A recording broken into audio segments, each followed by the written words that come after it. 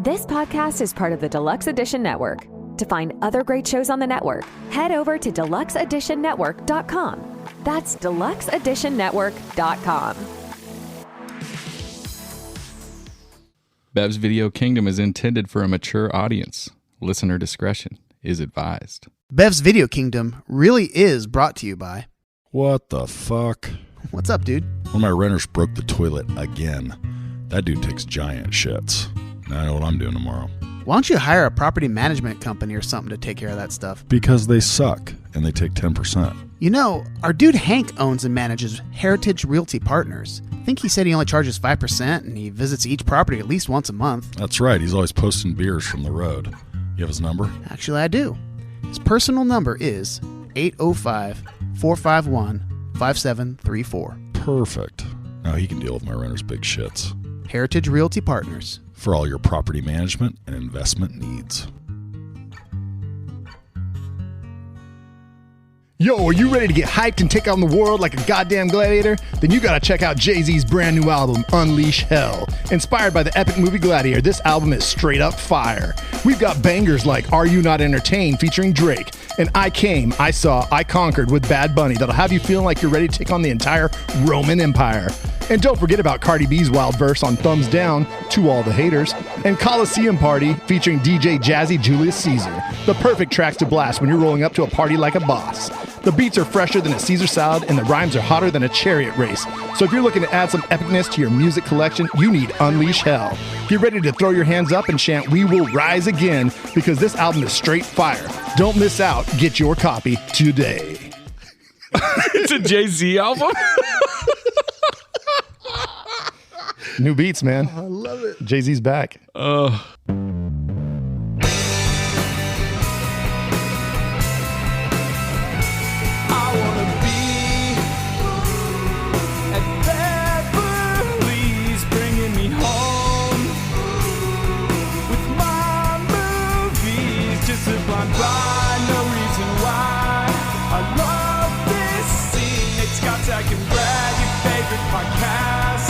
Start this thing.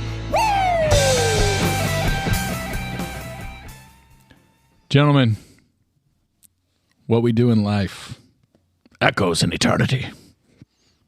We are here to discuss Gladiator, dude. I fucking love this movie. Hey, who do we got to go kill right now? I'm ready. Do we have any like vengeance that we need to take care of? If we don't, let's make some, because I'm ready to fucking kill some shit. When somebody fucking takes your wife and kid and takes them to like a fucking nice medium well and just, you've got to fucking go get them, right? Yeah. I mean, or just lay on the ground and kind of just like give up is what he kind of does in the beginning. Right. He's like, he decides to go on the vendetta later, but in the beginning he just kind of lays there and like kind of snots on stuff. Yeah. Well, because he's kind of rotting. I mean, he must have allergies to all that wheat that he was walking through and like touching all the time, because he's got some serious like nasal drainage going on. That never occurred to me, but that makes so much more sense now. Right? It's like a tampon commercial where they're like windsurfing through the wheat. No? Okay. Are you having one of those not so fresh days? Like one of those things? Oh, my gosh. Oh, welcome. That's what wheat fields are good for. Welcome back Vengeance to and tampons. Vengeance and tampon commercials. Welcome back to Bev's Video Kingdom. We're here to talk about Gladiator, one of my favorite movies. I am Zach, and I am joined by Mr. Brad. Yeah. Yep. Scotch Beasy. Hi, how you doing? And the Gov. I'm just here watching. Hey, Gov. Gov's hanging out. We're missing one of our members tonight, but did you guys hear what he did? No. Who? Nathaniel? He went to draft school, movie draft school. Oh, God. It's about time. He enrolled because he's like, man, I have not won a draft. And so like he's on like some 2-3 week excursion where I think he's up in the hills. Where he goes watches movies that aren't love movies, and he's hanging out with Aaron Rodgers. They went to his little cave of like solitude, and he's doing, a lot of DMT and all that good shit. Nate, we love you, miss you. Nothing has ever been needed more than you going to draft school. So I'm glad, I'm glad that you fucking are finally taking this shit seriously and getting your life together. And the funniest thing is that you're never going to hear this because you don't listen to I was our going to say podcast. it'd be great. So, He's new, yeah. All right. Yeah. So the Gov is hanging out with us, and he's going to be drafting with us next week. So Here, let's try this. And gosh, somebody's probably going to spoil it. So fuck you if you spoil it for it. But Nate, if you go ahead and tell me the code word vendetta, Oh, is that the code word? I'll give you $100.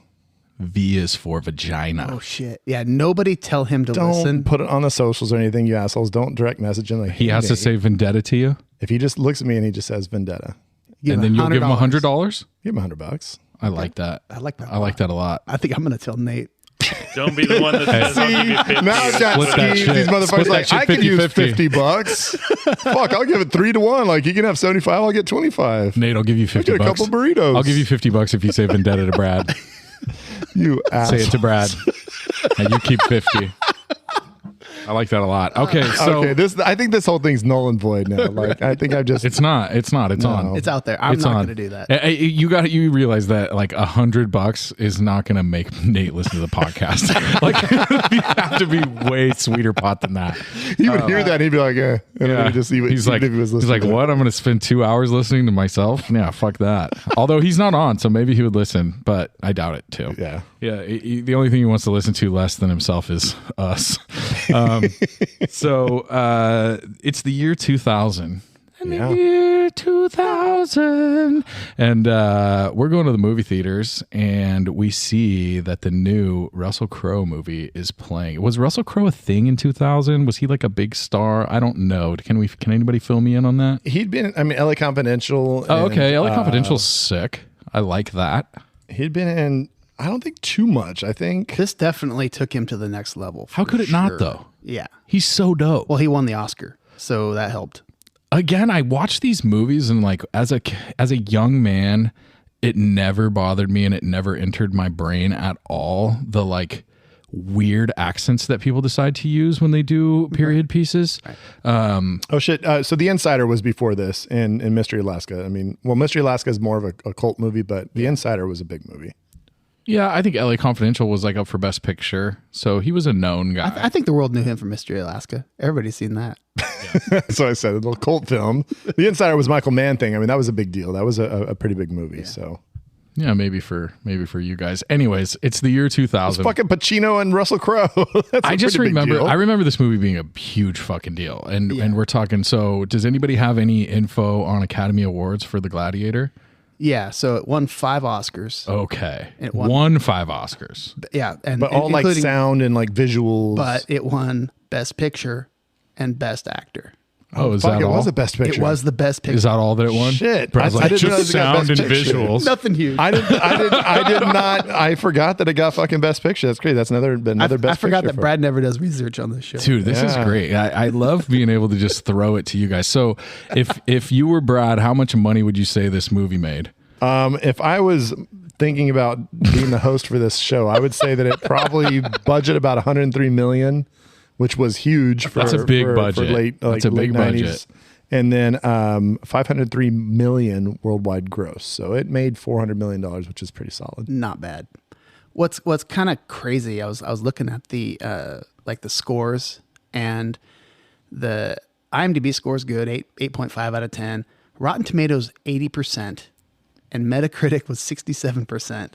And I'm like, what in the fuck are critics thinking? What piece of shit critics said that this movie sucks? And but Google users 91%, because that's fucking all that matters. But I just couldn't believe who are the 9% that are like, fuck this movie? Like, man, fuck all those people. Yeah. I hope you don't listen to Bez Video Kingdom. If you do, I don't want you as a fan anymore. You sound like the type of people that listen to our podcast. But when you watch this now, does everyone feel like it holds up spectacularly? Because I really felt like the effects hold up. The only thing that doesn't quite hold up to me is the weird slow-mo that they do, especially a bunch in the beginning where it's like sort of a choppy slow-mo. Do you guys know what I'm talking about? Yeah. There's a couple of weird, like it's supposed to be like real, like, I don't know the right word, like super like impactful scenes. Well, yeah, it's like emotion of him like, and it's like kind of choppy. Yeah, I know what you're saying. There's a couple special effects things that kind of take me out of it. There's one tiger swipe where it looks really fake, like when the tigers are in the Oh, thing. yeah. Like a couple of them look great, but there's one in particular just does not look natural or real. Another one is where in the very beginning in the battle, his dog jumping through the flames. Oh yeah, that looks part's sick as fuck. So oh, fake. wait. It's sick as fuck, but it looks fake as shit now. I noticed when all the It's still cool because the dog that's one of my favorite part about that battle, but it looks stupid now. what the fuck happens to the dog? I was That just makes me about to sad. say, like, he didn't make it out of that battle. I think. guess, yeah. But all the flaming arrows, I was watching them, and it's just funny. Like, I mean, with like CGI nowadays, you would see them like landing and stuff. But they all just kind of like disappear. Like when you can see where they're hitting, and you don't see any little poofs. You don't see any like the little arrow left there. They just kind of disappear. It's like they all launch, but then they're gone. Very similar to that. The other day I was watching Pootie Tang. Oh yeah, You remember Pootie all Tang? the flaming arrows in Pootie Tang. I do. Yeah, I was thinking about flaming arrows. Have you guys seen Pootie Tang? First of all, it's a fucking horrible movie, but Tang. it's amazing. But there's a scene where he's like dodging bullets, like Matrix style, and the CGI is so horrible. And one of the bullets literally goes like through him, and like, but he's like, is dodging it like through, like they're being silly about it, or it's just bad CGI? it's The movie's absolutely- called it's Pootie both. Tang. You It's think they're being silly? Louis C.K. directed it, and Chris Rock's in it. And there's a whole bunch of comedians. It's awful, but it's amazing at the same time. Smoke something, watch it, laugh. Okay. I had about that I knew a tangent. guy. I knew a guy in college that was telling us about he had just had sex with his girlfriend, and he described it as she was, well, freshly pootie tanked. And I was like, what? And he was like, yeah, she was freshly pootie tanked. And I was like, I am not following your logic here. And he's like, that means we just had sex. And I was like, okay. Did he call you a pie after that? Oh, so that was the word that I was trying to think of the other day. I was trying to tell somebody of our word that we had discovered that was long lost, and I could not remember it. I kept wanting to say spank, but I was like, it's not spank. Fucking slang archaeologists. We went down into the caves and dug it out. Like, oh my god, what is that? A pea? Oh, pie? Yeah. Oh So shit. If you want to talk about that. if you want to talk about pies, is Commodus like the ultimate pie in this movie? Like, we hate him, right? Like, Oh, yeah. Joaquin Phoenix is one of the greatest actors of our time, I think. Well, I definitely had this written down was who's a bigger whiner? Commodus when he's literally crying and just totally just They love him more than me. He's being a bitch a bunch. or Luke Skywalker who wants to go to Tashi Station. Pick up some power converters. Tasha's station to pick up some power converters. Yeah. I don't know, but Luke ends up being a pretty badass. Yeah, I'm going to go Commodus on that one then. Yeah. Commodus is like the ultimate little bitch, right? Well, it reminds me of like Game of Thrones, like all like the royals all get to train and like they do like the training and shit. So they're training from some badass people, but most of them aren't in combat. So it's Right. like, I mean, that kind of stands out. Well, he's entitled. He's a spoiled rich kid. And He says he's not in combat either. I love the scene where he starts crying and telling his dad, like, you told me the 4 virtues of blah, blah, blah. And I don't have any of them. He's like, but I got a good one. He's like, but I am a little bitch. Little vengeance, little bitch. Yeah, dude. I fucking love this movie. I think some of the characters are so great. The sister is just a great actress. She is Lucilla Connie Nielsen. Connie Nielsen. Dude, freaking amazing, super beautiful. Joaquin Phoenix, Russell Crowe, like there's a whole bunch of killers in this movie, and I just think that Joaquin Phoenix kind of stands out above all of them, really, because I just think that the way you hate him in this movie kind of carries the movie. Like, you're rooting for Maximus, but you're more hating Commodus, And right? the scene where he's basically telling this is his sister about the whole busy bee thing, that story, the acting that he lays down in that scene is incredible. Like, just Unbelievable. Yeah, basically saying, I know exactly what's going on. You guys are and you guys are going to tell me all the details. And that story was so well done. He's fantastic. How Russell Crowe got the Oscar over him, and like, why was he even nominated? I think was he he was nominated for nominated. supporting? He had to be, dude. He had to be. I'll Google that. We'll find that out. But yeah, because that's the thing. It's as much as this like kind of really elevated Russell Crowe. I came out of this movie again. Joaquin Phoenix is like, Me God too. damn, this dude is a superstar. Yeah. And like just kind of growing up in the 80s and like in the early 90s, of course, the fact that River Phoenix, everyone was like all into him, and then he fucking kills himself. Well, I mean, overdoses. And then just finding out the little brother's got acting chops too. And this was kind of his big moment.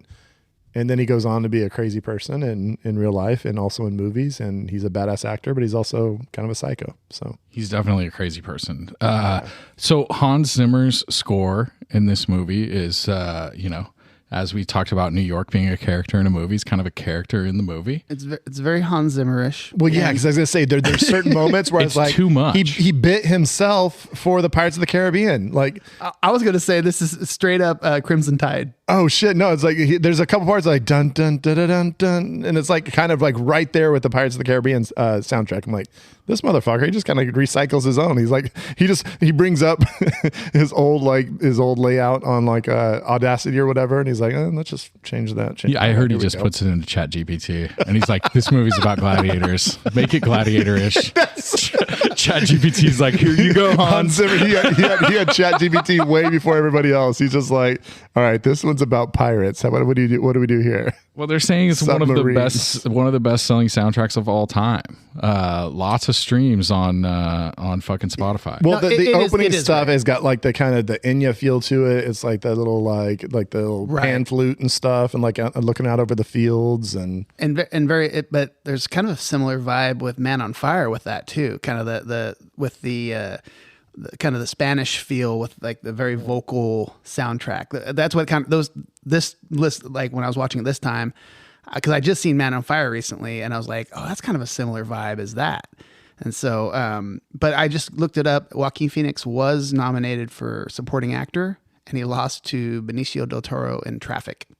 Yeah, that's a good role though. So, I like Traffic. Yeah. Who else was against him? Do you have that? Do you have the rest of the list? Yeah, Albert Finney and Aaron Brockovich, I love that role. William Dafoe in Shadow of the Vampire. Oh. Don't even know it. No idea. And Jeff Bridges in The Contender. Yeah, I'm going to say Commodus should have won that one too. I think so too.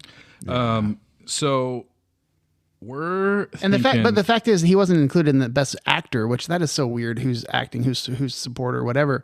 But also Russell Crowe obviously won. Javier Bardem for Before Night Falls. Tom Hanks in Castaway. Oh wow. Ed Harris in Pollock. And Jeffrey Rush in Quills. So, I think this was the year where everybody kind of thought Castaway, like Hanks was going to like get another one. And I think it was kind of like the Michael Jordan when Karl Malone got the MVP, where they're like, fuck, we keep giving it to Michael Jordan. Let's give it to somebody else real quick. I'm Karl Malone.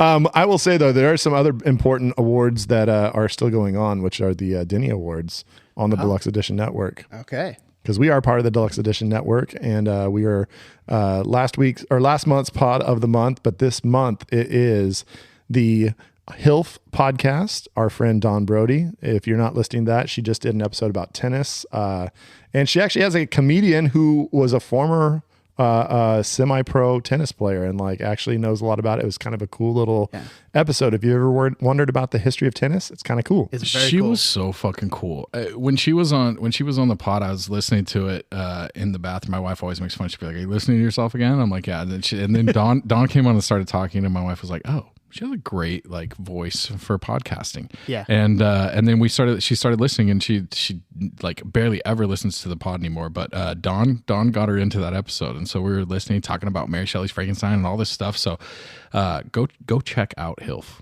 And then the other pod of the month are the boys at Barrel Aged Flicks. We were on an episode with them recently, which was super fun, and so definitely go check them out. They drink a lot of alcohol. They do punishment shots. And they talk movies. They get. I think right now they just dropped their first Star Wars. Yeah, they're doing it. They're doing a bunch of the Star Wars, so they're going to hit that. And we've never done Star Wars movies yet. I know. We'll I think see. They're doing the whole saga. I think they started episode 4. So well, fucking, we're going to do Rogue One and just that's not part of the 9 movie trilogy or fucking that doesn't even make sense. Rogue One's sick. The 9 movie trilogy. The 9-ology. Nonology. So back to what we were talking about. $103 million budget. How much money did we make? We never even said. 400 million because it was 503 million worldwide. So we made $400 million. Yeah. Ridley Scott director of this movie. Who wants to run through some Ridley Scott movies? I've got some right here. Well, one thing we kind of left out, and host, I'm not trying to hate on you. What are we leaving out? The fact that's like, when do we remember seeing this? And I will say, the direction you're going right now is why I saw it, because my dad's always been a big Ridley Scott guy. I mean, going back to Alien and all this stuff. So he's got some dope movies too. He's all about Ridley Scott. So when we heard that, this is a Gladiator movie, it looks pretty like vicious. I mean, you got to think this is like not too long after Saving Private Ryan, where it's like gritty action movies where it's like, fuck, you're going to see some real shit. Like that was kind of the thing. And it was like 5 years after Braveheart, I think. Yeah. So that's kind of the vibe that we were looking at. And of course my dad's like, Ridley Scott, fuck yeah, we're there. Let's do this. And he definitely didn't cuss, but So I guess I take it back. Let's save our Ridley Scott like run through of his movies until we get to Drinking with the Director. Correct. Right? Yeah. Because I think we've already gone through some of his movies, and fuck, dude, he's got like a murderer's row. But like, Gov, do you remember seeing Gladiator for the first time? Is this a movie that you saw in the theater when you were like 38 years old and you were like, this is dope, I'll take my wife and kids to this?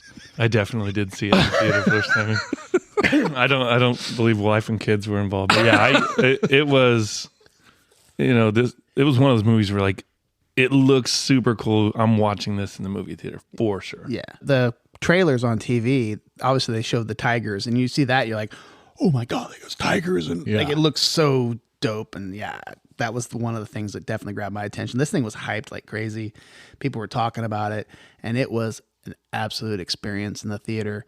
But just a great story, and then the performances from everybody in it was just awesome. Even the king at the beginning, or the Caesar at the beginning. Oh yeah, he's dope. Richard Harris, so good. And it's just an epic movie. It just like the scale of the Colosseum, and like seeing that recreated. Like there weren't a lot of movies that were doing that type of stuff yet with computers, like showing like all of Rome, and like, oh my god, that's what it really would have looked like. And them walking into the Colosseum and looking around, seeing all the people. That was just so cool. And I loved it.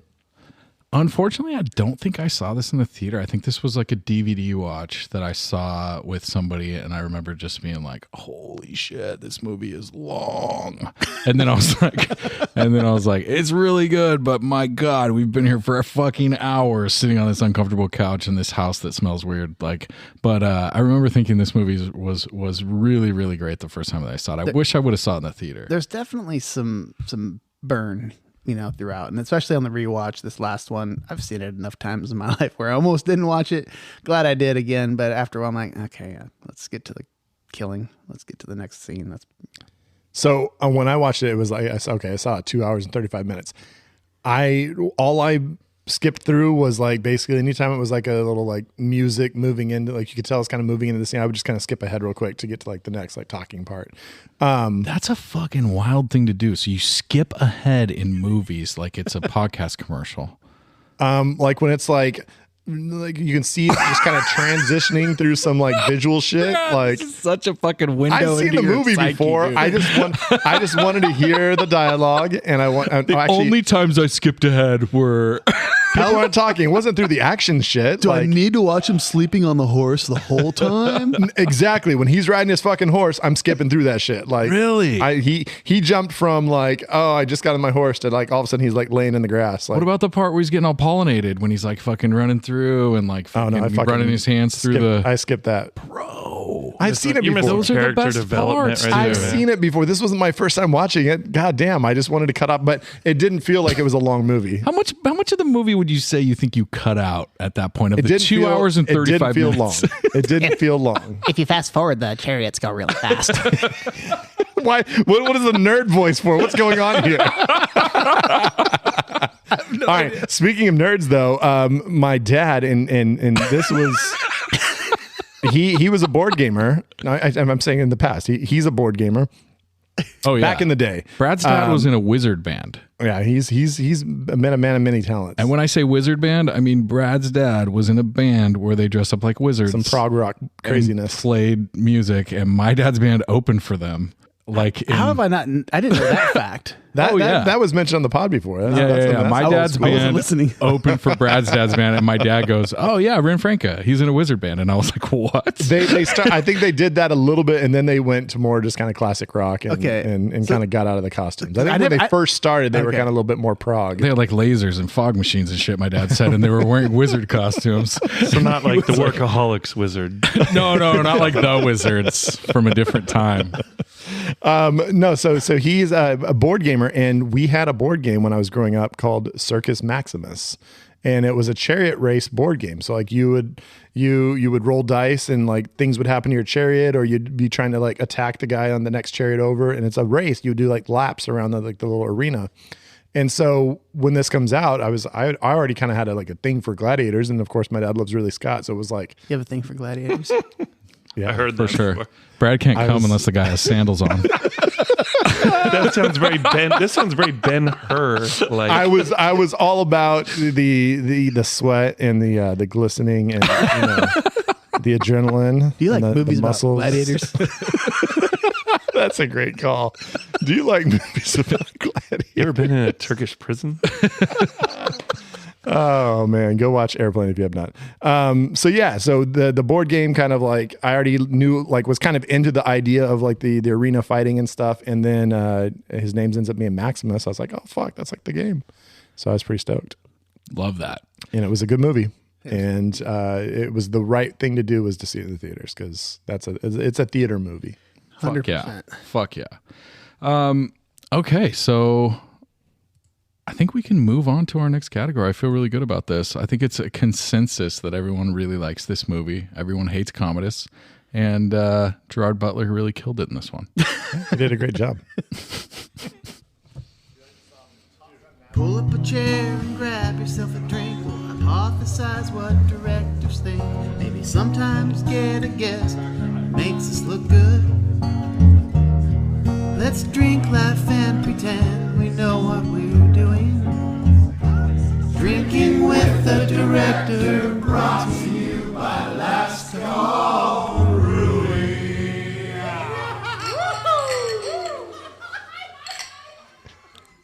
Welcome back to Bev's Video Kingdom. We have with us a very special guest for this segment. We usually do Drinking with the Director, and we are going to talk all about our dude Ridley. Is that like Madonna? Is that like a fake name, or is his name really Ridley? I think it's his name. Ridley. And Really? His brother got the cool name of Tony. Yeah, they were like Ridley, and then we got to come up with something really original. Anthony. Tony. Yeah, it's I don't know.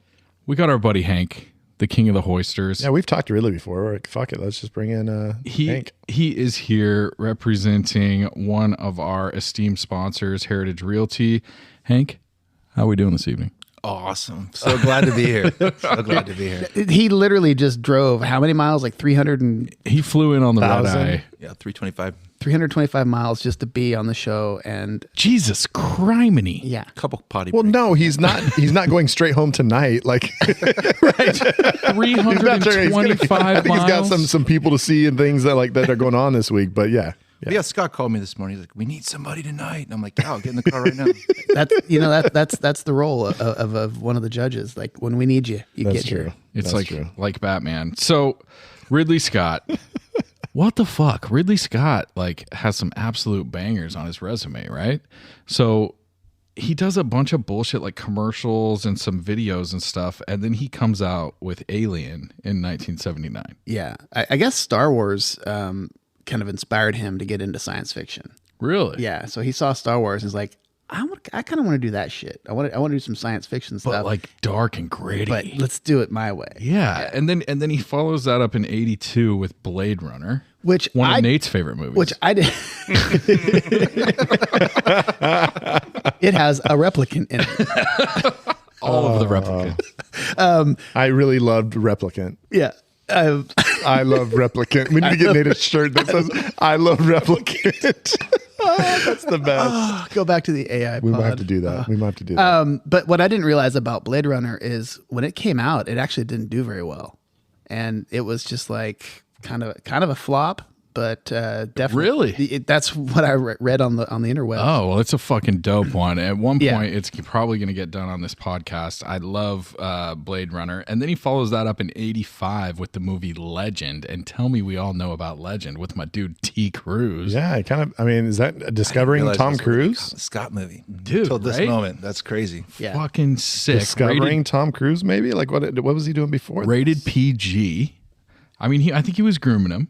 The crazy thing is, again, that was another one that was listed as a flop.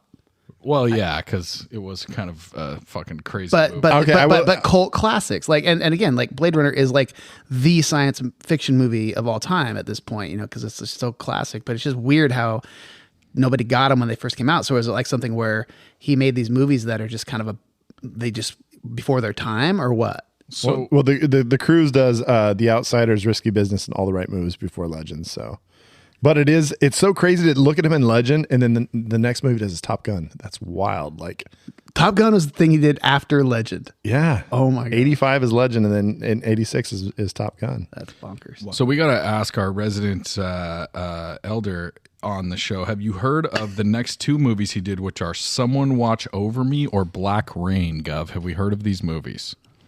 I'm not familiar with either one of them. Okay. I'm familiar with both of them, Really? and I'm a year younger than him. So Oh, well, I'm we picking should on him. have asked freaking step grandpa over here. Yeah, no, Black Rain. That's with Michael Douglas. Yeah, I always remember seeing that in the movie is store. Michael Douglas. It's got a very Bev's Video recognizable- Kingdom, the cover of like him on the motorcycle, looking Yeah, kind of hard. Yeah. What year did that movie come out? 89. The same year as the World Series between the Giants and the A's. So I want to say The world. I think the I do earthquake. remember it actually, but I didn't pay a lot of attention because I was in a truck bed full of the kids on the street. We Praying would ditch. load up the giant, super long bed, like my neighbors across the street. Oh, The giant green truck, and we would Yes. load up that thing with coolers and chairs and go to the drive-in. Oh, sick. And it was dope. yeah. In And I series. think that was. I think and you'd always see the doubleheader, and I'm pretty sure that was one. And you that we saw went- Black Rain? Yeah, we Fuck saw all yeah. kinds of crazy movies out there. It was great. I remember my drive-in story is always, I can't even remember what the movie was, but I remember I had to go to the bathroom and my dad took me to the bathroom. We walked into the bathroom and someone had just been stabbed in the bathroom and there was blood everywhere. And my dad grabbed me and fucking pulled me out of there and we went back to the car and I was like, Dad, I still got to pee. And he was like, we're not going back to the bathroom. Like, the last movie I saw at the drive-in when like they were still a thing was Austin Powers 2, like the Spy Who Shagged Me. That's the last movie I remember. Kindergarten seeing at a Cop was drive-in. my With last Beyonce? drive-in movie. No, that's the Goldfinger one. oh, okay. This is the one with Heather Graham. Oh, fuck yeah. Yeah. Hank, drive-in guy? Never been in my life. I was just going to say, I've never been to the drive-in. What? Oh, dude. I don't know how that's happened. You're like of prime drive-in age too. I know. That's I insane. somehow avoided it. I don't know. I don't know how that happened. So then we're going from Black Rain into Thelma and Louise. Again, a movie I did not know that he directed. 1492 Conquest of Paradise, a PG-13 movie about Christopher Columbus. Like, what the fuck are we doing, Ridley? One of my personal favorites, if you want to talk about hot dudes shirtless, White Squall. Do we remember White Squall? I did not. Oh my God. You don't remember that? They were all on a boat, fucking just like, they were like, hey, you want to wear a shirt? No, I don't either. And they were like, let's go. That's the movie. That was literally the plot. G.I. Jane, 1997. Good movie. Yeah. And then he took 3 years off and was just like, fuck it. Gladiator, kids, and just dropped Gladiator on the world, won Best Picture, and after that decided to throw out a tiny stinker with Hannibal in 2001, which I didn't love that sequel. Yeah. And then we're going to go Black Hawk Down. Great. What the movie. fuck? Black Hawk Down? One of the most, that was probably the most tense I've ever been in a theater. The entire movie, you're just freaking on edge the entire time. That's one of the few times I'd read the book before I watched the movie. Oh, yeah. And it holds up pretty well, like as far as the movie goes. And I remember it was like the choice to use no-name actors for the most part. And it was... Dude, the crazy, no name actors, but if you look at it now... Yeah, a lot of them went on to some pretty big stuff. It's a who's who as you're going through the movie. It's like, oh shit, he's in this. Like, fucking, I don't even want to go through the list because it's boring. Do you think after directing G.I. Jane, he felt any culpability for Chris Rock getting slapped? Well, for sure. Definitely. Shit.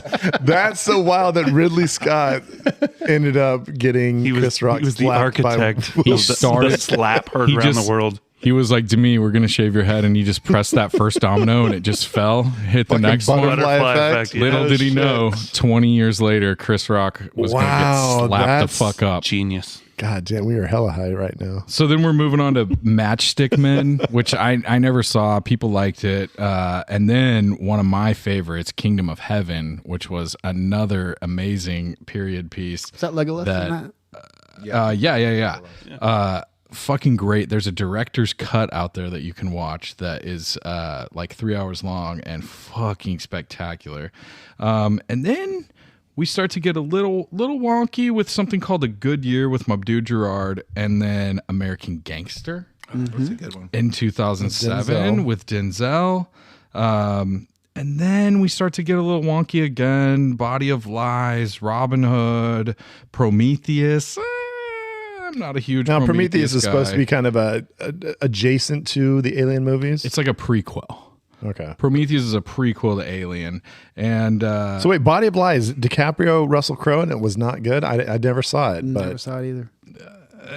I hate to say, like, when you've got those two actors and that director, that it's not a good movie. But shit, maybe I need to go watch that. He And uses then- Russell a lot in his movies. yes, he does. There's like 4 in a row. And, And then Sigourney too, I notice, is in a lot of his movies, like Yeah. theaters. And then we're gonna hit The Martian in 2015 with our boy Damon, one of Nate's actual favorites. When I left the theater of watching The Martian, I was like, that's one of the greatest films I've ever watched. Like, I had kind of like the Forrest Gump effect you talked about. Like, Right. I really, truly, I was like, that's one of the most well-made films I've ever watched. And I actually have thoughts on that. That was going to be the question I was going to ask Ridley. It had to do with that movie, but and I read the book before I watched the movie, and I didn't like my experience with the movie because I liked the book so much. Okay. So And then House of Gucci, I didn't see. I apologize, Ridley, but The Last Duel. Did you guys see The Last Duel? no, I still want to watch that. You didn't watch it? Damon and Affleck, we just No one watched has Air watched it? just recently, and, And we, Air sucked, right? And fucking Last Duel is great. And it's got fucking Adam Driver, yeah, dude. my boy. My boy, Adam Driver. What about that meme I sent you the other day where the guy's like, The Star Wars. oh my God. That was one of the best SNL sketches. You were right. That's a classic. so fucking funny. Anyways, moral of the story is Ridley Scott does What a not career. miss much. Well, I'm going to click right here on his upcoming just to see what we've got going. He does have, I know that the big one is they're talking about Gladiator 2 it's in post-production, What? and he's doing a Napoleon movie that's coming out this year. Napoleon Okay. Dynamite 2? No, Napoleon no. Dynamite 2, Who plays Napoleon? John Heder. Is it going to be Joaquin? Yeah. It is. Dude, He's that's going gonna back be to he's sick. going back to his people. Yeah. I mean, come on. That's going to be like they're already talking about this is going to be an epic movie. And Is Joaquin a diminutive guy? Like, I think, isn't. he seems kind of small. Really? I don't know. That's Let the. him loose. He's perfect for that role. Like, think about that. Oh, no. I'm excited about that. That's going to be amazing. I'm just saying nobody can ever outdo Napoleon from Please say Bill and Ted's. Bill and Ted's Excellent Adventure. He is the best. When he's bowling, Nathan, he's just all fired up, like just all super pissed off, and Ziggy Piggy. Ziggy Piggy. He's like, pay? Yes, pay. Yeah, idiot. That's the best. Why didn't they just get that guy? Why didn't Danny DeVito ever play Napoleon? He would have been a perfect Napoleon. Because he already had his perfect Danny DeVito role when he played the Penguin. And I don't care how many fucking... Who's the British guy that played him recently? The Irish guy. What's his name? The fucking... Colin Farrell. yeah, I don't care. People loved Colin Farrell in that. Danny DeVito was born to play that role. Guy's got fucking fish fingers. Also, isn't there like knowledge that Napoleon was like 5'6"? He wasn't really that short. I mean... It's five. That sounds pretty tall. How many 5'6"? For that time? Apologies to our short kings out there. I don't know. Anyways, so Ridley Scott killing it. What questions? What are we throwing out to Ridley Scott? Well, squat. What are we, what are we throwing out to Hank, our special guest? Hank, we haven't gotten your take on Gladiator. can you lay on us what you thought about the movie, what you loved about it, what you hated about it? How do you feel about Roman sandals? How do you feel about incest? We'd like to hear all of your thoughts.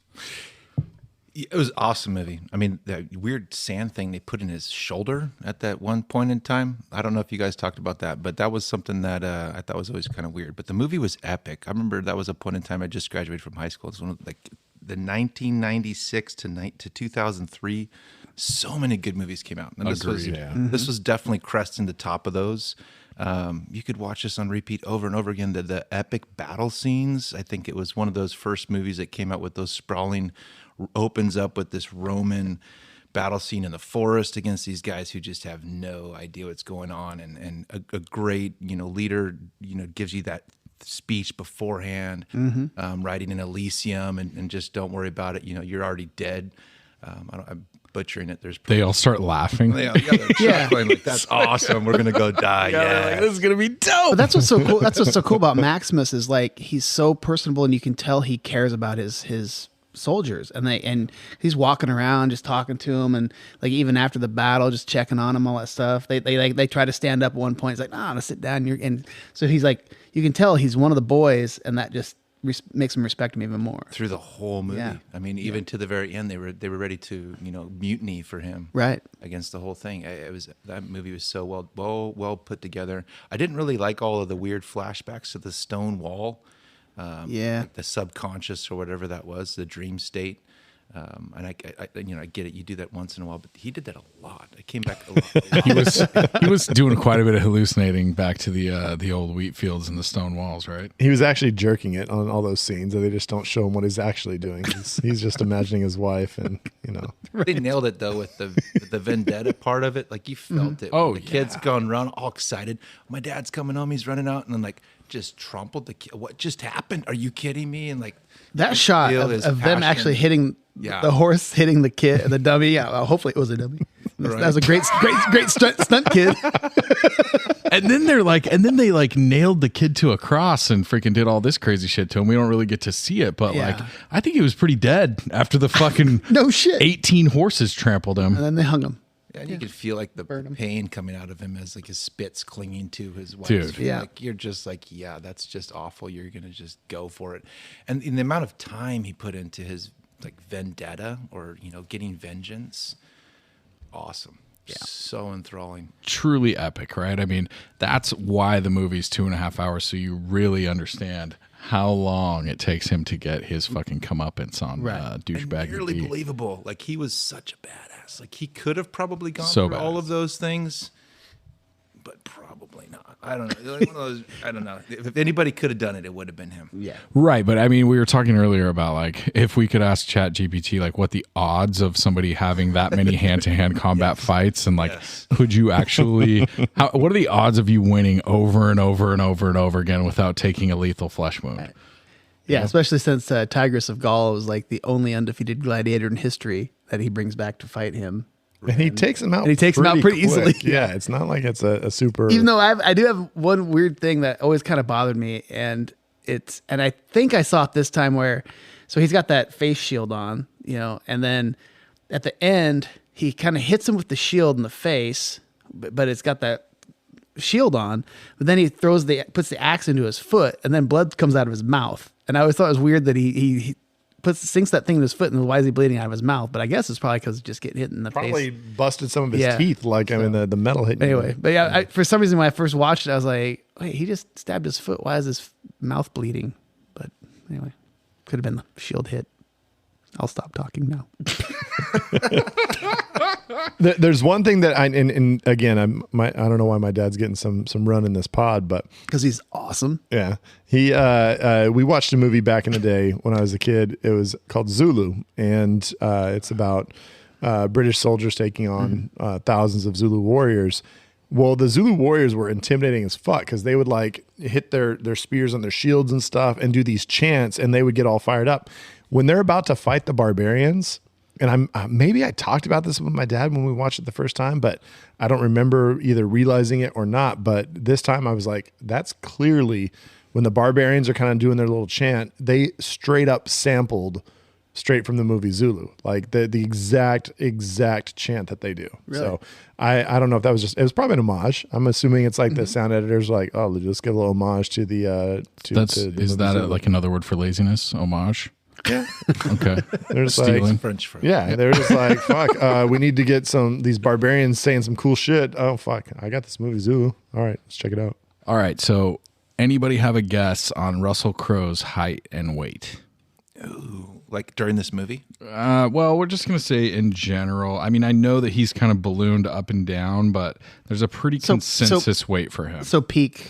Yeah, like in shape Russell Crowe going to be in a movie. 5'8", 180. I was gonna go 5'8", like 170, but that's about it. Go. Was this the when Russell Crowe was picked for the I want to have the actor that's going to fight for me? Was I don't this think the movie? Fighting around the world. He did get picked. He got He picked, did get and I picked, think but I can't remember. He was got it picked this by the movie? winning team. Yeah. Oh, I think we talked about this shit, didn't we? Yeah. I think so, and I think Was he it was Gladiator? He's bigger than we thought. He got picked by me. He's Does 5'10". anyone Was it from remember? I'm gonna say 5'10". Yeah, from Gladiator. I'm gonna say 5'10", 195. I'm thinking like 5'11", like You're about to Closer say to 6? 200. Are you about to say 6? Well, he has the answer. By consensus, he is 6'201", okay. Wow. and that's.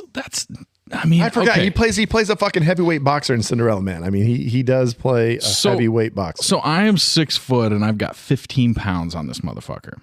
And I'm just wondering, like, no matter how good my sword skills are, I just don't feel like I'm killing 37,000 people in a row. Like, part of it, like, kind of takes me out of it because the movie makes him seem big. What if you had done that since you were like 8, 9, 10 years old? You've been training. Well, I mean, I've been jerking it since I was 8, 9, 10 years old, and I'm not the best jerker. You don't think You so? know what I mean? I don't think so. I mean, for me, I am. Like you're not like a top 95%. You like 95th you're percentile? good for you. I mean, I'm good for me. Who's your number 2? I'm just saying. I've seen God damn, Scott's moves. now we got to hold the jerk Olympics. I got to feel okay. Somebody has held a jerk Olympics before, right? We can, in the history of humanity, people have done this. A Correct? jerk Olympics for sure. What would the games be like? Distance, volume. Wait, fucking Jackass did this. They did a jerk Olympics. They really? measured their sperm count, and I think it was like how much and stuff like that. They weighed it. They were just, I think, just measuring their loads though. But Jackass did. I'm 100% sure. I watched an 80s porn like on VHS that was Where they had a contest. kind of like this, like Ron Jeremy was like beat the cock versus beat the clock and all these different things. Like it's out there somewhere. Okay, no, that's a search for later. If anybody has any old VHSs they want to send into Bev's Video Kingdom at gmail.com. Okay, so anyways, back to my point. Russell Crowe. I mean, I feel like Gov could beat up Russell Crowe. You don't think so? Well, Russell. Well, okay, so we're talking like We're talking about a 200 pounds right now. a 200 pound 6 foot Australian man that came in here slightly drunk, and Gov and Hank were So he's I feel a like he's smaller, older version of me. I feel like I'm going to say I feel like he's been in more drunken fights than any of us, though. Yeah, Oh, 100%. for yeah. sure, He's a for fighter. sure. Yeah. So you're saying we got to fight him sober? I'm just saying he knows how to fight. He knows how to fight. And I'm not saying that has any bearance on Maximus as a character, but Russell Crowe as a dude, like, yeah, it'd be a tough fight. I'm just saying He'd there's be a got to be scrap. He got drafted. there's got to be a Brock Lesnar like in the Roman times that they were like, People all right, were smaller back put then. Brock Lesnar out there. Oh, I guess you're right. Like less hormones in the beef and shit. Yeah. I'm not overly confident, that but guy I'm on not his side, like didn't he? The big going guy. into hiding either. You know what I mean? Say what? The big guy was kind of on his side. Like that was his buddy.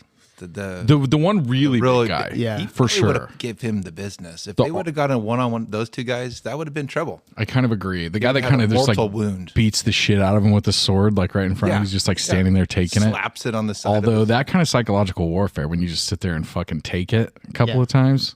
And He then the also guy's like- he never scraps a Juba, and Juba was pretty badass too. yeah. Yeah. I wonder how much direction he gave Joaquin Phoenix in this movie.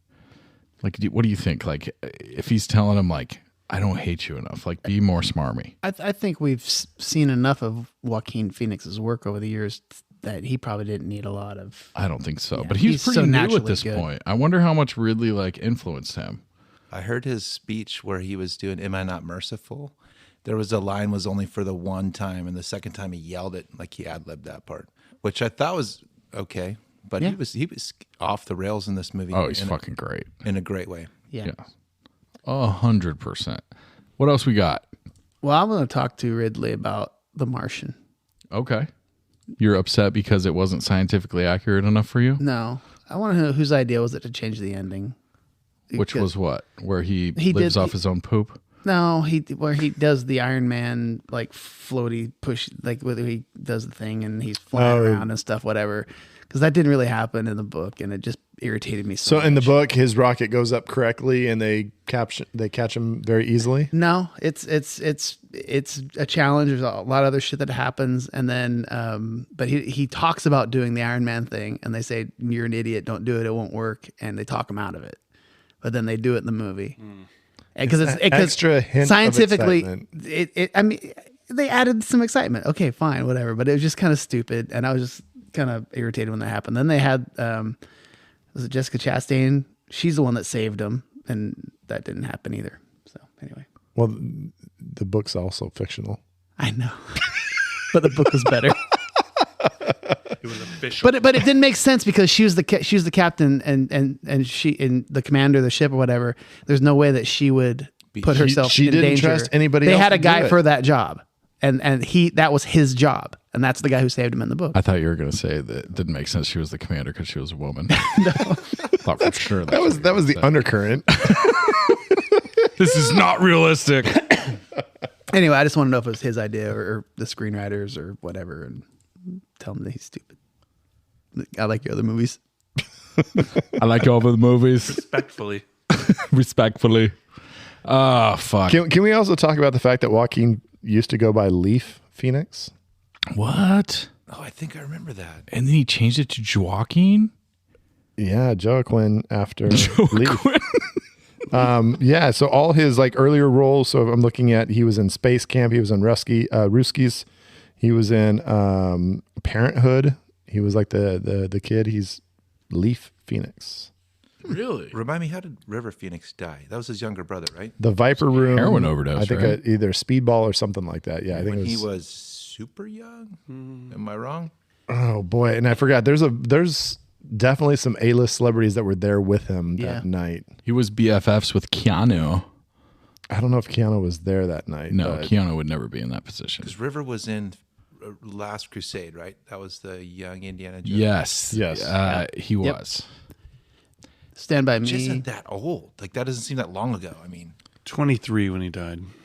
Yeah, that's young. That's young as fuck. pretty- Yeah, I was listening to an audiobook. Scott Ian from Anthrax was actually outside that club, and Christina Applegate was there.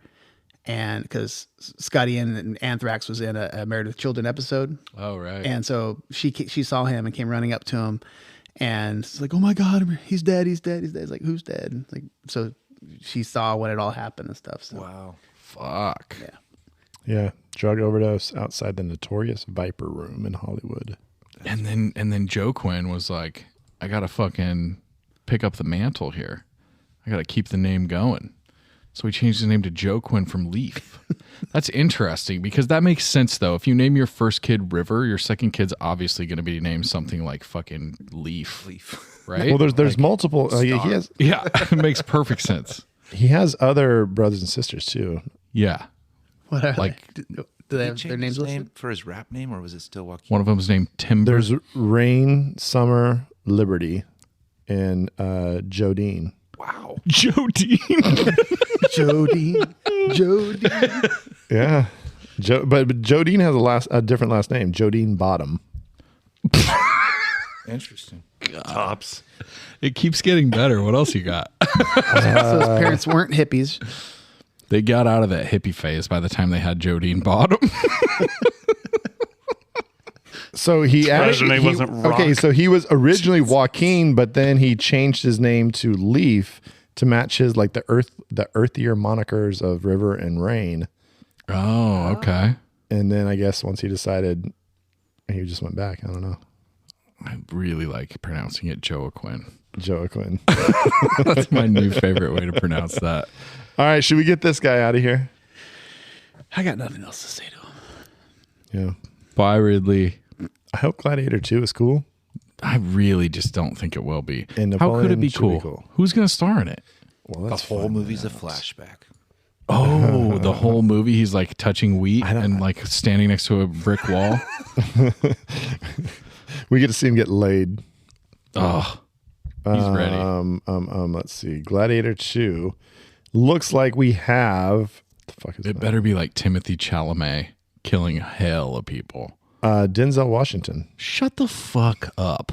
That's what I see here. I am going to fight Ridley Scott. What is happening right now? Yeah, that's like. And other than that, Barry Keoghan and Denzel's 65 years old. What is Paul happening? Mescal are the only listed cast for this movie. He's going to be the Jobin telling old stories. Jobin. What's his name? I think it was Jobin. I didn't want to say Jobu. I don't think that's correct. It's Juba. Juba. Sorry, Jobin. Wait. Jobin. I was way off. All right. Okay, one last thing. That is kind Ridley, of come important. back, Ridley. The fact that Oliver Reed, who plays Proximo, that dude, I guess he told Ridley Scott he's not going to drink for the shoot because I guess he was notoriously like kind of a angry, wild drunk, and then he only drank on the weekends instead. And there was like at some bar that they were at, there was like a soccer team that came into the bar, and he said, "Fucking, we're playing some drinking games and shit." Passes out and dies in the middle of the shoot. Shut the fuck up. Yeah. I did not know Before that. the movie was over. Fucking Oliver Reed. So they actually had to CGI his face on like somebody else's body at, like towards some of the last scenes because, dude fucking died. And I guess he was like aggressively mean and like didn't get along with Russell Crowe. Sounds like wild. Russell Crowe's like easy not to get along with from the stories that people tell Yeah. about him fighting around the world. when he and Taga are hanging out, Tugga. just some bad shit's gonna go down. He gets aggressive. All right. Thanks, Ridley. We'll be back. Welcome to Haven't Seen It, a movie podcast hosted by Tim Sestito and Tommy Tevenet. One of these hosts hasn't seen the movie, and they're going to talk about it.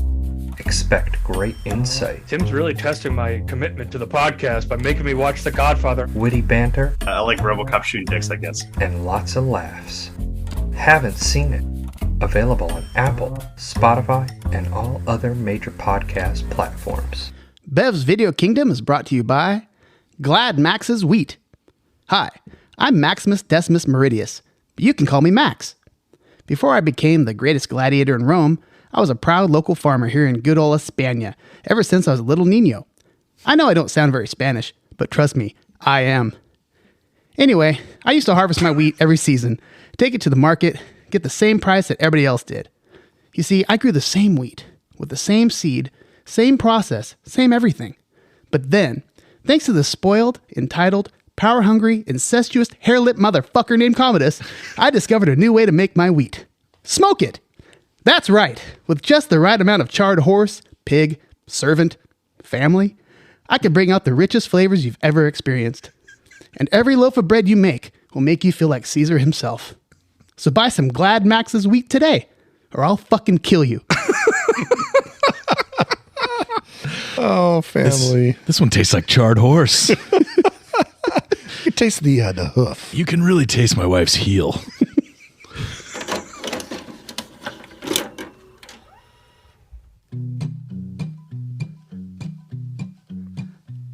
Is it a one-night stand, or do you throw 'em to the lions, or take 'em home to mom and dad? It's like fuck, marry, or kill. It's Shack Stack Body Bag. Doom. Oh my God. Live in studio. Scott's Wow, back. live performance. I didn't see too many lines in this movies, but whatever. I had There's literally in the movie they say they'll feed you to the lions. His buddy that saves him. So be careful though. If you do the lions, they're worth more than you are. Yes, that's true. He does say that. Goddamn lions. Don't let Brad fucking rain on that beautiful. No, I gotta give shit. Of course, that's the fucking point of this podcast, right? Literally the whole point. I thought the point was me winning drafts. People were like, oh, you could do a movie podcast? I'm like, no, we just make fun of our friends. Yeah. Scotchback live in studio. I couldn't help myself but try and harmonize on the fuck part because I just wanted to hit the fuck. Yes, exactly. It's my favorite part of that song. Welcome back. We are here. We are shag, snag, body bagging, Roman style. And I guess we'll throw it straight over to Scotty and we'll find out what Scott is going to shag from this movie. I wanted to go keep away from the obvious, and I'm pretty sure somebody else probably will get to it. I'm going to go with just that battle scene, the raw, realistic, the mud, the landscape. The first one against the major battle that starts this the whole Germanians. Yeah, dude, that battle was brutal. The mud flying everywhere, the blood going everywhere. The dog, yeah, like, that was what was crazy, man. It's like I'd never seen that in a movie, and that dog's just biting dudes and just so great. When I first saw it, I thought for sure it was going to be like a dog buddy cop like comedy, right? Like Turner and Hooch style. It was just going to be Maximus and that fucking German Shepherd. Maximus and Hooch. It could have been the early version of John Wick. I was just about to say. If the dog got killed, he's like, "Fuck, I'm going to go avenge this dog." Yeah, dude. Speaking of John Wick, in the third movie, I think he ends up like having a dog that fucking him and Halle Berry both have dogs, and like it's awesome. They are in the combat. Yeah, do they unleash hell? They unleash hell. Nice. So that's what they're supposed to do. Brad, shagging. Hang on, really quickly. That scene is so badass. I will say that that's a great shag. I think that's a lot of people's favorite like battle scene from this movie because it's the only really like sort of like big open epic like war scene from the movie. But like them shooting like the catapults and like those big old clay jars of tar and like the fire just going everywhere. It's just so crazy. The tactics they used is very, very cool. I will say my only nitpick from that scene is they do it a lot in this style of movie, but there's a lot of like, it looks like they barely touch people and they kill them. Like they're, you know what I mean? They're like, he's kind of like swinging at somebody and it kind of just like drags across their obviously like armored chest and they're dead and they just like go down and die. Like I feel like in a real battle in that way, I feel like there'd be a lot more like people like being a lot harder to kill. Yeah. There is one kill that's badass that I love. It's the one where the guy's like kind of up against the tree and he goes riding by and he takes a sword and he cuts his head off and the sword sticks in the tree. And then he grabs the other sword out. That's pretty badass. That was pretty badass. Good shit. All right. My snag is of course, it's pretty obvious. My name is Maximus Decimus Meridius, commander of the armies of the North, general of the Felix legions, and loyal servant to the true Emperor Marcus Aurelius, father to a murdered son, husband to a murdered wife, and I will have my vengeance in this life or the next. Just such a fucking good line, and it's badass. You're just so fired up at that point when he like reveals himself and like he's like, "You don't turn your back on me," and he's like, "You don't want to see what's coming at you." And then all of a sudden he reveals himself. You know, and Joaquin Phoenix, just his face just dropping when he sees who it is and knowing, oh my gosh. And just the way that whole scene was constructed was so brilliant. Okay. And this is just, I'm getting into like kind of a little problem that I didn't mention earlier. It's just the idea that once he like was revealed, he seemed like he was so loved as a soldier. How come like his whole army's not like, fuck this, we're rampaging to get him back because this dude did nothing wrong. He's like the coolest person. Because we don't ever hear what he's really arrested for or exiled for or possibly murdered for. So it's because did they spread like, oh dude, they must have spread rumors for sure. Like they had to have, right? But I mean, he just kind of disappears and no one's like, what happened to Maxim? So the whole point of he was supposed to take over and he was supposed to be the new, the new emperor or whatever. Yeah.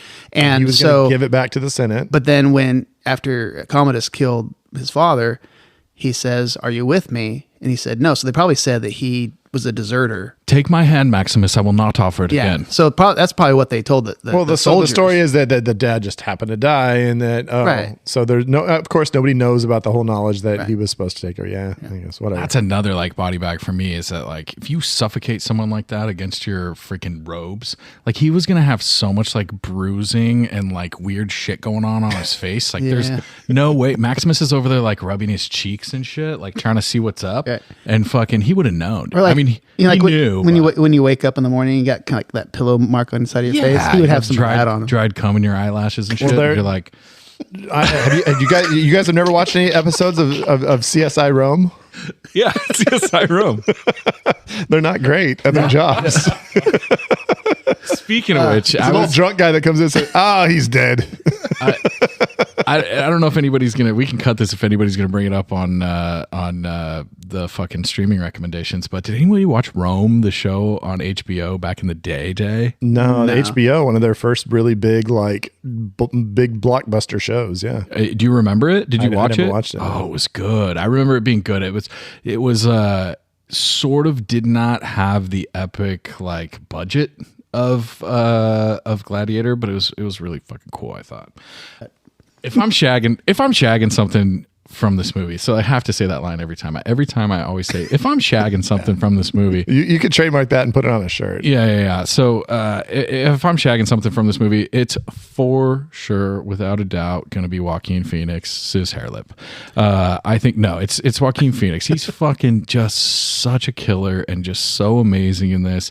He makes you hate him like very few movie villains do, and I love him for that. He's a great actor, but in this, he just evokes so much emotion for me where I'm just like, I fucking hate you so much. You die. I hate you. Yeah, even on the next watch, it's like when you know he's going to die, you're still just, you motherfucker. Fuck like yeah. you get angry at him when he's so good at that. What's the line, Scott, that he tells him when he tells Maximus about his kid like squealing and shit and his wife getting raped and all that? My men tell me, so he's like, my men told me your son squealed like a girl when they nailed him to the cross. Well, I don't know if it squealed like a girl, squealed like something. Yeah, either way. And then your wife moaned like a whore when they your ravaged wife her. moaned like Over a girl when and they over, ravaged her. yeah. I mean, dude, that is just gives me goosebumps. It's so disgusting. Yeah. So yeah, I fucking love that dude. He's fantastic. So great. If in order to make you feel hatred like that, you have to be an amazing actor. So we're gonna go with Joaquin. We may hear from him again at some point, but if we are going to snag something from this movie, Brad, what are we snagging? My snag is, and I love this about this movie, is that when Maximus fights Commodus, Maximus fucks him up. Like it's not even like a fight. Like it's not like they could have filmed it where like Commodus like does like the kind of like the cheap heel in WWE where like they throw some dirt in his eye or something, like kind of like distract him where like, I mean, he does stab him obviously before their fight, but once the fight actually happens, Commodus basically just runs through him. Like, I mean, just fucks him up. And so it's like Maximus, you mean? What did I say? You said Commodus. Maximus fucks up Commodus, just destroys him. So it's like he should. Yeah, that's what I'm saying. I love that they did even that way. wounded. Yeah, even wounded, he still kicked the shit out of this dude who's obviously trained. I mean, but you see where he's training, and he's like, they got like these choreographed moves where they're like, you're gonna go here, you're gonna go here, and then they're like, okay, do it fast, and then he feels all badass. It's like the McDojo type thing where it's like he's kind of learning, but versus somebody who's actually been training like legit MMA, where they're actually like in a ring and doing some real shit. Like. One of my favorite lines early in the movie that lets you know exactly what kind of a poser he is "Have I missed the battle? Yeah. Like, you missed the war." And it's like, what did you call it? A McDojo type fucking scene? Dude, it's like that kid in 7th grade that fucking is like, I do Taekwondo. And then he starts fucking around with a kid that's like on the wrestling team and just gets absolutely destroyed. And it's like, that Taekwondo is doing a lot for you, bro. It was like if Daniel's son would have like fucked around with, like, he's fighting Johnny and all these pussies from the karate team. If he would have fucked around with one kid that wrestled at like 129s or something like that, he would have just got absolutely fucking destroyed. Scotty, what are we shagging? I'm gonna snag. Since we're gonna snag. Not shagging. Shut up. Snag. Russell Crowe and his snotty crying. Oh, love it. Oh man, that scene is so well done. The pain he exerts in that scene where he's grabbing onto his wife's charred foot. Yeah. And the snot is coming down his nose, and the drool, it's just so realistic. Is that what happened? I fast forwarded. Of course you fucking did. No, I didn't fast forward that. I knew the emotional moments. I stayed for the emotional moments. I was like, Joaquin Phoenix was a bad guy? Fields, I'm like, why would I look at Fields? But when he's grabbing the charred foot, of course, I'm feeling that. Just so intense, and that just makes you feel all the ache, that the pain that was caused by this woman he loves, and how she was just brutally murdered, and just sets the stage for the vengeance so beautifully. It lets you know how much he has lost. There's definitely something to be said for like snot as a story device, or like if you want to like really show that somebody is like uncontrollably sobbing, throw a fucking snot bubble in there. And it's like, it's hard to look cool with snot coming out of your nose. Snot bubbles. It's really fucking hard, right? It's true. Yeah. So snagging. Yeah. We're snagging. So I'm just going to snag period pieces. And when I say that, I mean like Rolling Hills from tampon commercials. I mean, no? Yeah. Period pieces. I fucking... It was a great joke that didn't get enough love. Nobody fucking liked my period joke. All right. I was sitting there like giggling in my head. I'm still laughing. I like period movies. Movies about certain time periods. No, seriously, like I just fucking love all the shit where it's like... You just soak them up? Well, dude. Exactly. Thank you, Brad. Continuing that. I try to watch one once a month. Oh no! I watched Crimson Tide the other day. One of my favorite periods. We are the dumbest. We found our promo. So I love period pieces. I love maybe a little bit before this, like sort of medieval shit, like fucking Kingdom of Heaven and stuff like that. But yeah, I love a good no guns period. You know what I mean? Like when you find a time where no one's got a machine gun and you have to hand-to-hand combat, like maybe there's some bow and arrows and stuff, but man, I just love it. Yeah. So they really flow. Oh, that segues us into body bag. So body bag. I'll go first. Go for it. My body bag is something that I'm not sure if it was brought on by this movie or a movie before this, but there's a thing that women do where they wear these Roman sandals, the like flat sandals with like some sort of weird like strappy things on top of it. All women know exactly what I'm talking about. Hate these shoes, especially when they come up on like the ankle and have like some straps that go up on the ankle. I hate them. I hate them. I don't even think that makes me misogynist. If it does, Brad, let's take this out. Let's ask ChatGPT if I this think you're makes just saying me you misogynist. hate a particular fashion piece. I do. I just there's anything to say wrong. Like, I do a lot of talking about like women's fashion movies that I love. This is one thing that I hate, and that is the Roman sandal, sort of like gladiator sandal style.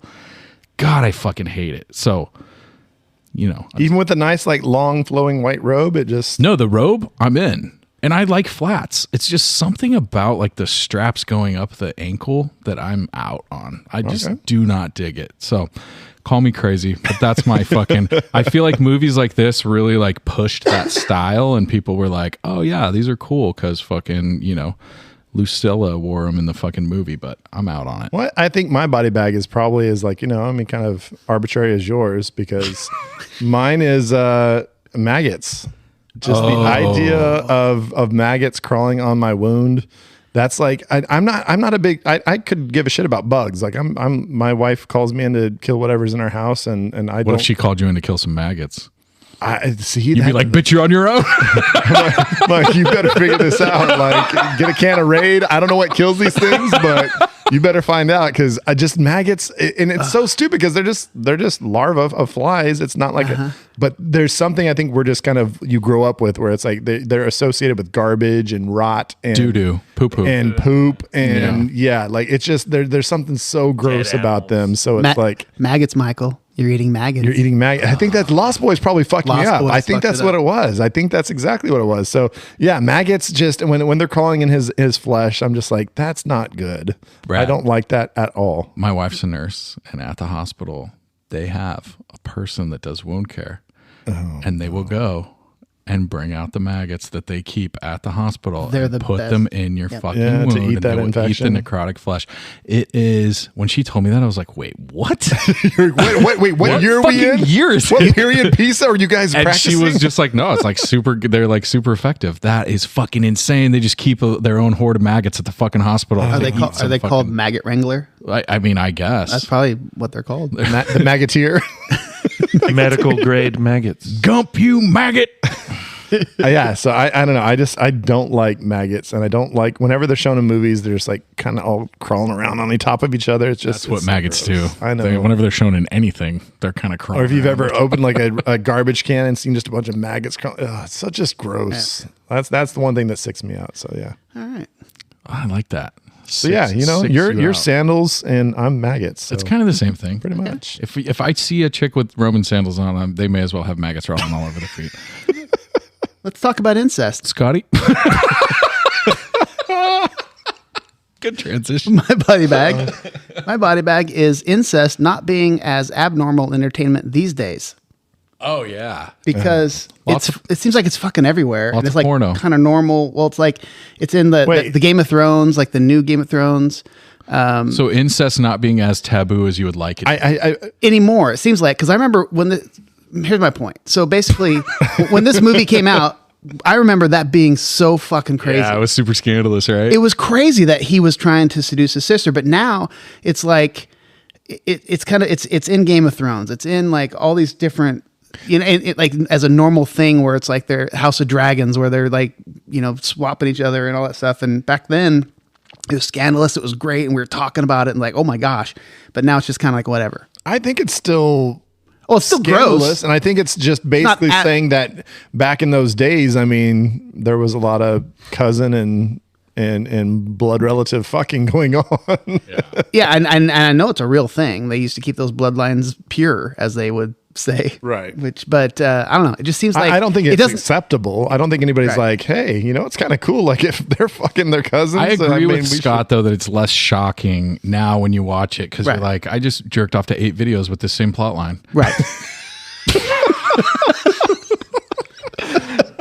They're like, step sis, what are you stuck in the dryer? How did you do that again? Here, let me help you out. Zip.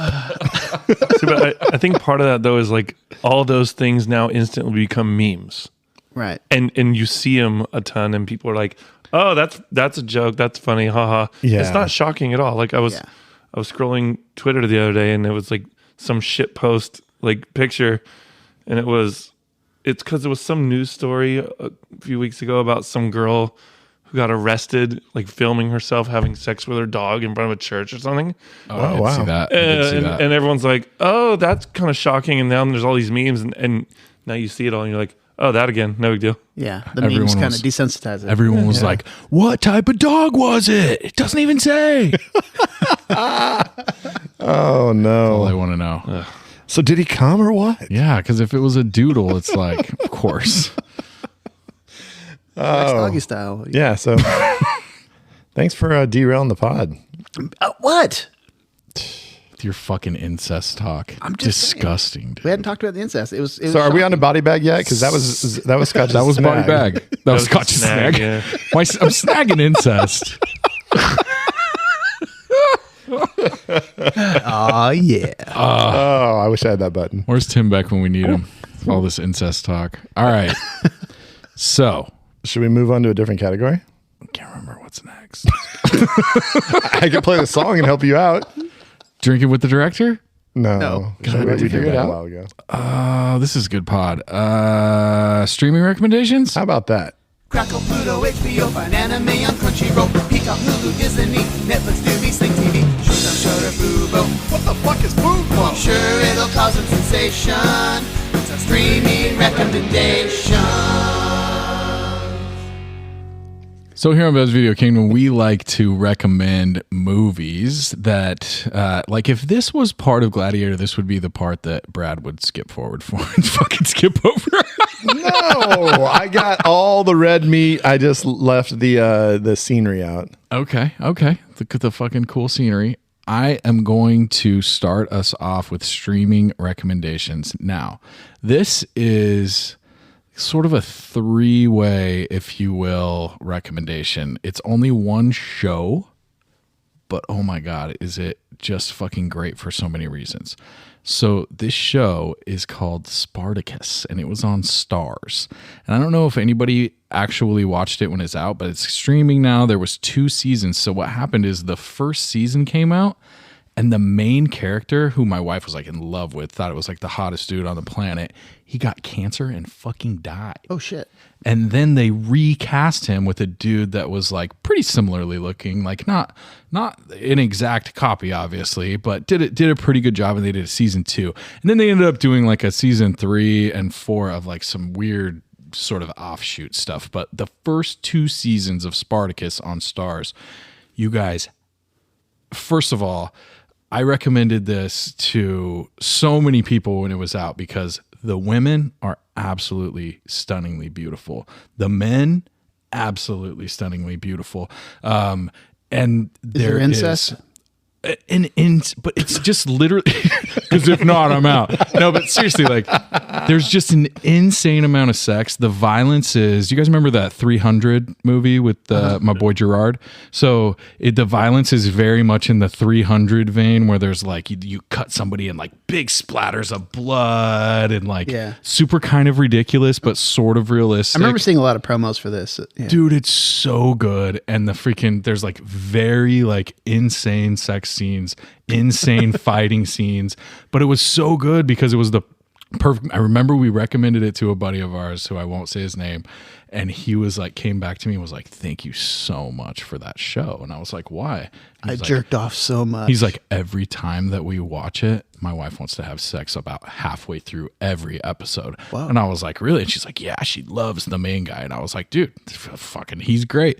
And freaking, anyways, it's really just not even super campy, but it's a story of Spartacus, similar thing. His wife is killed. He goes into slavery, becomes a warrior, and eventually tries to overthrow the fucking guy that's keeping him in doing gladiator work. But it is just so good. So check it out. Watch it with your wife. Watch it with your boyfriend. Whatever it is, you'll like it. I'm not. This is not my streaming recommendation, but there's also the 4 Academy Award winning film Spartacus, which was Stanley Kubrick's one of his first earlier films, with Kirk Douglas and Laurence Olivier. It's got some well-known actors in it. I've seen Clueless, bro. I know what it is. Sporadicus. But yeah, I mean, obviously that was based off of that the history of the idea that this guy was the famous warrior. So yeah, actually we didn't really mention that yet. The fact that Gladiator, I mean, kind of bites the story a little bit. I mean, it's a lot bit. Yeah. So his name's Maximus, not Spartacus. It's totally different. I just remember in the Spartacus movie, I didn't mention, so my dad liked the board games and stuff, but we watched Spartacus and then Ben-Hur. Ben-Hur had like the chariot races, and it's famous for like one of the stunt actors getting trampled and killed by a horse. But Spartacus, when he's fighting the guy that has the net and like the trident and stuff, I always thought that was cool. I was like, dude, he's got a net and a trident? Like, why did he decide to bring that? There's literally a guy with a net and a trident in freaking Gladiator. Yeah. Was there? Yeah, they threw. You probably fast forwarded, but they threw. No, there was. I know. Yeah, they did net that. They did net that one dude. That's right. I do remember that. Okay, my bad. Yeah, that Ben-Hur. Not only did that guy die, but they actually left it in the film. The wife said that's what he would want, and so you actually see a guy die in Ben-Hur, but you don't know which one it is because there's a lot of brutal crashes. That chariot race is insane. If you haven't seen Ben-Hur from back in the day, at least watch that chariot scene because it's awesome. This is back when like there was no CGI. ASPCA or whatever they're called, like the Animal Protection Society. Like that shit was not going down. They're just like, fuck it, we're gonna do this, and just put a rope in front of those horses. They'll trip over it. Yeah. Gov saw it in the theater. That's two. I think that's two old jokes. It's so great because I'm usually the target. I'm like sitting here going, yay! You would still be, but I found out that Gov was older than you, and it fucking made me so happy. My streaming recommendation actually is just kind of like going on the vengeance idea. One of my favorite movies from when I was high school and to now is Leon the Professional, and it's not streaming. Unfortunately, you can rent it, but talk about vengeance. It's a girl who her family's killed, but she mainly cares about her little brother, and she wants to get vengeance, and she goes through a hitman, and the coolest hitman maybe ever, Leon. One of the most uncomfortable relationships between two people. Yeah, and oh man, Scott's into incest, and this one unfortunately has a little bit of hints of pedophilia, but it doesn't ever go there. If you can look into that if you want to, but you can also say this is just a guy who he's taking care of a kid. I don't think she might have a crush on him as little kids can do to like somebody who's older, but I don't think he ever has any feelings for her. It's the same as Man on Fire with Denzel and Dakota Fanning. You know, like she's totally crushing on him, of course, but it's kind of weird to watch. But yeah, but I mean that's Denzel, bro. I know, right? We're talking about Jean Reno. A little different. So my streaming rec, a little obvious, but I'm gonna go back to Braveheart. You know, just I love that fucking movie. If you like epic battles, sword fights, story of ultimate revenge, you know, avenging his family, his wife, you know, just the I remember just watching those battle scenes in the theater and just couldn't fucking believe what I was watching. It was so crazy. I mean, you hate comedies, but how much do you hate the prima nocta guy? Oh gosh. Like that's like the worst fucking shit. Yeah. I mean, there's a lot of really just hateful people in that one too. The king and then each guy from each little lord of each little town or whatever. Those guys are all fucking pricks. It's like some good intestine shots. Yeah, there's some brutal shots in that one. That's a good one, dude. That's on HBO Max. So check all of those out, and we will be back with our next category. I have no idea what it is. Brad's going to look at me like I'm a crazy person, and the next thing we're going to do is alternate endings. No jet wash for Maverick, Meg still on that goose stick. Iceberg list Titanic, Leo's drawing that nude shit. Jim fucks Nadia like we all thought he should. Ricky and Doughboy get the fuck out the hood. Luke hooks up with Leia just like he's intending. It's time for a reshelf and alternate endings. So what we like to do here at Biz Video Kingdom is we like to take the movie and try and figure out a way that we can make it better or fuck it up or add more incest like Scott likes to do, or just like, you know, really whatever you guys want to do to make the movie better, worse, or other. So who's got one? I'm reshelving this. We haven't done a reshelf in a while. And I think I did one last episode, but whatever. Did you? What style did you change? I changed Harry Met Sally into a thriller. Oh, fuck. My bad. It's all good. Oh, Don't edit that, please. We'll leave it in there. So my reshelf, though, is, you know, I want to Disney-fy this movie. I want a little Disney ending. Because, and I'll give my reasoning. So after killing Commodus, Maximus falls down, he's dying. Lucilla runs over to him. And as she weeps, we track some of her tears down to Maximus' body, and they land on his wound, and it instantly begins healing. And as his hand starts to move, it slowly begins to clench into a fist. And Lucilla's son, he sees this, and so he starts an epic slow clap in the crowd. And it starts to slowly build around the Colosseum. As the clap grows louder and faster, you know, Maximus's arm goes up and he starts to rise, and he slowly lifts his thumb into the air, and he gives, at the sight of his thumbs up, the crowd is just going nuts. People are losing their minds with joy.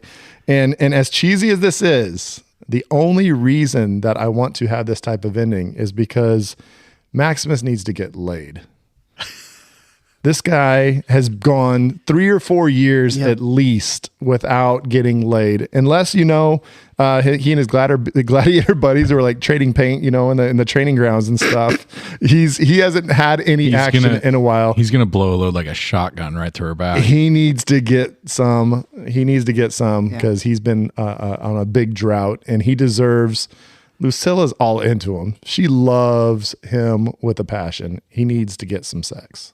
Dude, I love it. And I'm going to piggyback onto the and so then he lives and retires on the farm selling his smoked wheat. Just like the commercial. He's got his smoked wheat. See how long he can keep those charred bodies going. Did you run out of charred wife? No, we got this charred kid over here. Bring me a servant. Oh man. How cool would it have been if they would have gone like A Knight's Tale, like and all that same stuff that Brad says happens, and then all of a sudden the crowd just starts doing like the 2 stomp clap. We will rock you. We will. Yeah, dude. I think that would be a sick ending. What are you guys' thoughts on Knight's Tale? I love it. It's weird because it's kind of like almost like a Baz Luhrmann kind of style, like the idea of the music and the pop music and stuff. But it's kind of fun. It's not bad at all, and it's good, and I really like it. The girl in it, Shannon Sossaman, I think her name is. Yeah. Dude, she's one of my favorite people that disappeared off the face of the earth. I don't know. What do you got, Scotty? That was what I was going to say, and I just kind of rolled. Well, in with our long lost who's out there at draft school, Nate, of course, would say that Maximus, as he's laying there dying, and Lucilla runs up, all of a sudden some fangs start sprouting, and he pops up.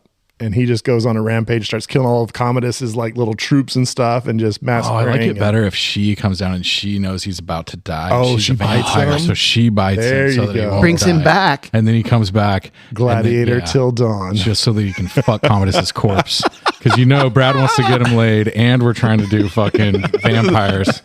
So nothing hotter than a fucking sexy vampire, boy. dude. Oh boy, that's a little aggressive. You would have lubed up, bro. Come on, dude. Just Commodus's little body. The crowd's just slow clapping. He will rock you. He puts the thumb in the air. They're like, where's he going to put that thumb? Oh no. Yes. So that's the end of this episode. And we're canceled. What are we doing next week? We're having a draft, aren't we? Oh shit, I forgot I was the host. So next week we're going to do a draft. It's going to be fucking epically amazing because we are doing the most what is it? Justified vendetta. Yeah. In film. So think of all those good revenge films from, but even back in Gov's time. So we're going like 1920s to 2020s. And just think of all of the ones that have a really justified plot line. Something really terrible happens to where you're like, of course he's going to kill these people. He has to because they... Or she has to. Or she. Oh, yeah. Or they. Or they. Yeah. Or Zer has to. Whatever, yeah. Whatever your all the pronouns, but you can sure. fucking still kill somebody and be completely justified by it. So, or, injure somebody. Or, overthrow somebody. Yeah. Whatever you got to do. Or just fucking, send them a mean letter. Only if they really have it coming. I will be sending a strongly worded letter. We're going to have a great guest back to judge us, somebody who takes the job very, very seriously. And that's coming from, our most famous BVK judge, Scotch Beck. I could not put a better seal of approval on a judge than the one we got coming next week, which is Hank. Yeah, and y'all heard Hank earlier in the episode. He's going to come back next episode. We'll have the Gov actually here, so when I throw the mic to him, he'll actually answer me instead of looking at me like I'm not here. And we appreciate y'all. Bye-bye.